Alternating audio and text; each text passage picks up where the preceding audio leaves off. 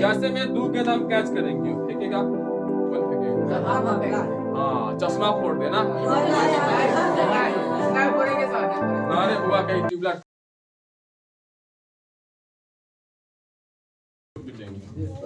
चलो पहले न्यूटन का द्वितीय गति नियम कौन सुनाएगा? ठीक है, कुमकुम सुनाएगी। किसी वस्तु के संवेग में परिवर्तन की दर उस वस्तु पर लगे बल के समानुपाती होती है और यह परिवर्तन वस्तु के दिशा में होती है। चलो वेरी गुड।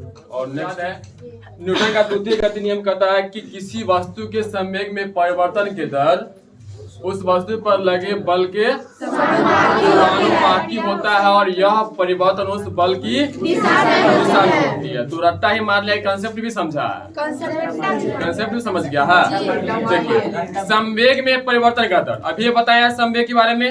संवेग क्या होता है? मास गुने वेलोसिटी। संवेग क्या होता है? मास गुने वेलोसिटी होता है। तो संवेग में परिवर्तन का दर यानी पहला संवेग से दूसरा संवेग, अगर कोई वस्तु गति में है तो दूसरा गति यानी प्रारंभिक गति और क्या हो जाएगा? अंतिम गति। प्रारंभिक गति और अंतिम गति, जिसे समझते हैं एक कार द्वारा समझाए थे ना। अभी हम बनाएंगे, हमारे पास एक कार है, ठीक है, ये गूगल का कार है, ऐसा रहता है गूगल कार ना। तो कार है, देखिए अब ये कार है तो सर कुछ द्रव्यमान भी होगा और ये दोनों एक ही कार है, दो कार नहीं समझ लेना। मान लें कार तो स्थिति एक ये है, स्थिति एक दूसरी है, पहली स्थिति और ये दूसरी। कार जो है गति में है, कार किस में है? गति में। अभी रास्ता बना देते हैं ना तो पानी में ढुलक जाएगा। चलिए रास्ता बन गया, ये पिचिंग है, ढलाई है, सरकारी रास्ता, सरकारी रास्ता है, रास्ता तो सरकारी होता है। तो ये कार है, ठीक। अब देखिए इसका जब कार जो है अब गति में है, कार किस में है? गति में है। कार किस में है? गति में। दिखाई दे रहा है जी। तो धुआं फिर गति में है, तो चल गति में है। हाँ ड्राइवर है तो तू आके बैठ जाए इसमें, ड्राइवर तू बनता है। देखो अब ये कार जो है इसका भी द्रव्यमान क्या कुछ द्रव्यमान होगा ना, तो मान लेते हैं इसका द्रव्यमान m, इसका द्रव्यमान क्या मान लिए? और इसका द्रव्यमान क्या हो जाएगा? m। क्यों m होगा? क्योंकि दोनों कार एक ही है ना, तो जितना द्रव्यमान इसका होगा उतना द्रव्यमान इसका ही होगा। अब कार यहाँ से चल रही है, कार किस में है? गति में। कार किस में है? गति में। तो यहाँ पर हम ये गति में तो प्रारंभिक वेग को किसे सूचित करते हैं? u से। इनिशियल वेलोसिटी को u से और फाइनल वेलोसिटी को v से। ये हो गया प्रारंभिक वेग और ये हो गया अंतिम वेग।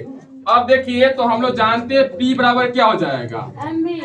यहाँ पर हो जाएगा mu। p बराबर क्या हो जाएगा? पहली स्थिति में संवेग यानी mu हो जाएगा और p2 बराबर क्या हो जाएगा? p2 बराबर क्या हो जाएगा? mv हो जाएगा। देखिए अगर u 0 होगा तो p भी क्या हो जाएगा? 0 होगा। u 0 होगा तो p भी 0 होगा। अगर कार गति में नहीं रहेगा, कार रुका रहेगा तो संवेग भी क्या होगा? 0 होगा। संवेग क्या हो जाएगा? 0 होगा। और कोई वस्तु गति में ही है और उसके पास कुछ द्रव्यमान नहीं है, कुछ भी द्रव्यमान नहीं है, तो क्या उसमें संवेग होगा? नहीं। तो संवेग तभी हो सकता है, किसी वस्तु में संवेग तभी आ सकता है जब वस्तु गति में होगा और उसके पास द्रव्यमान होगा।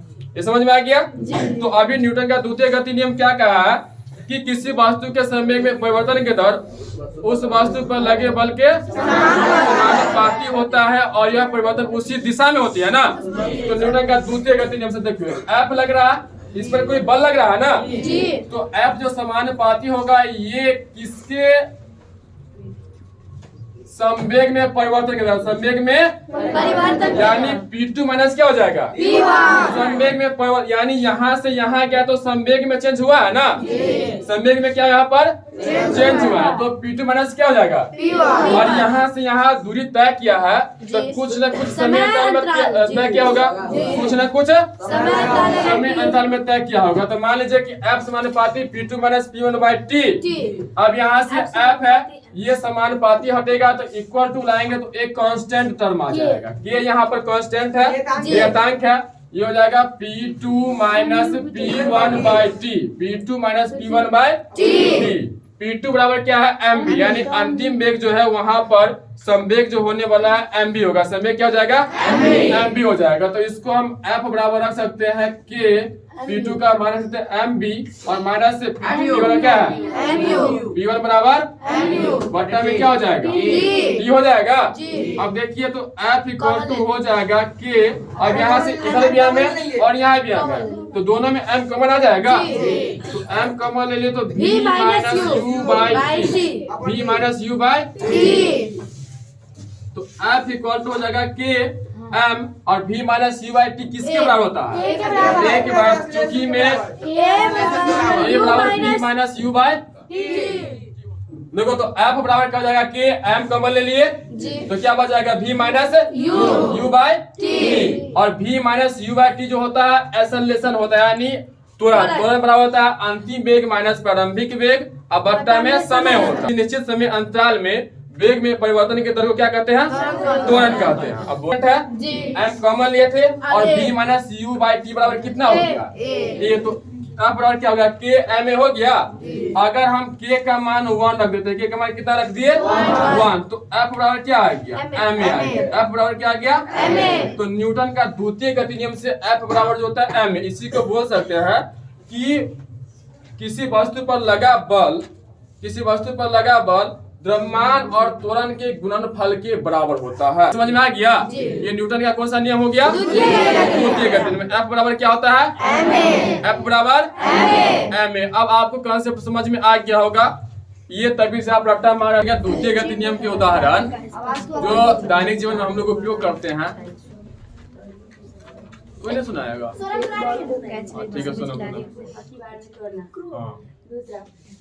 गाड़ियों में स्प्रिंग का उपयोग किया जाता है। ऊबड़ खाबड़ सड़क पर उत्पन्न धक्कों को मंद करने के लिए गाड़ियों में स्प्रिंग का उपयोग किया जाता है। तीसरा, बॉक्सर का अपना से पीछे की ओर करना। एक बॉक्सर सामने वाले बॉक्सर के पंच के प्रभाव को कम करने के लिए अपना सिर पीछे की ओर कर लेता है। चौथा, क्रिकेट बॉल का कैच लेते समय खिलाड़ी अपने हाथ को पीछे की ओर कर लेता है। पांचवा, ऊंची कूद के खिलाड़ी का स्पंज के गद्दे पर कूदना। ठीक है बैठ जाओ। इतना अच्छा से बोल दिया और इधर से और कोई और पीछे से तू हमरा प्रजाति के नाके कटवाएगा। तू सब खेलेगा फ्री फायर पबजी और क्या सब खेलता है कॉल ब्रेक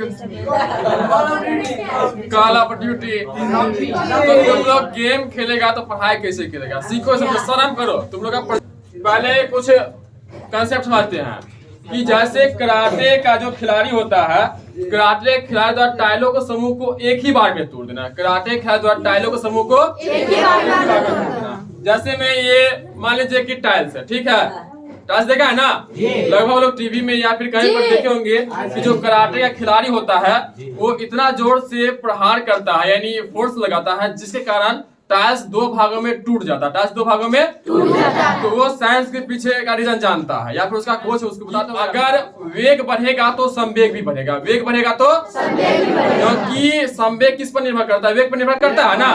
तो अगर वेग बढ़ेगा तो संवेग भी बढ़ेगा।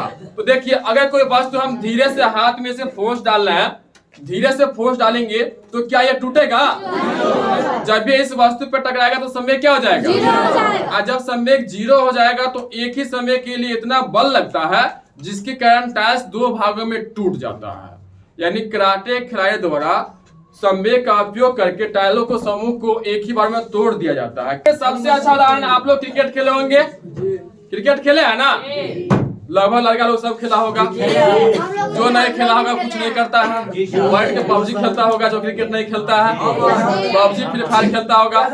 देखिए समझिए क्रिकेट का जो खिलाड़ी होता है कैच लेते समय अपने हाथ को पीछे की ओर खींचता है अपने हाथ को पीछे की ओर। तो ऐसा क्यों करता है तो संवेग में परिवर्तन के दर को कम करता है। संवेग में परिवर्तन के दर को कम करता है जिसके कारण उसके हाथ पर जो चोट लगने वाला है वो कम लगता है। उसके हाथ पर जो चोट लगना क्या होता है कम होता है। जैसे देखो ये गेंद है हमारे पास। अब गेंद जैसे ऊपर से आएगा तो हम कैच किए अब हाथ को पीछे की ओर खींच रहे हैं। हाथ को किस ओर खींच रहे हैं तो हाथ को पीछे की ओर इसलिए खींच रहे हैं क्योंकि संवेग जो है अचानक शून्य नहीं हो जाएगा। संवेग अचानक शून्य नहीं होगा। देखो जैसे बॉल गिरा अब हाथ को पीछे नहीं खींचे हाथ मेरा यही है तो अभी संवेग एक ही समय में पूरा 0 हो गया है।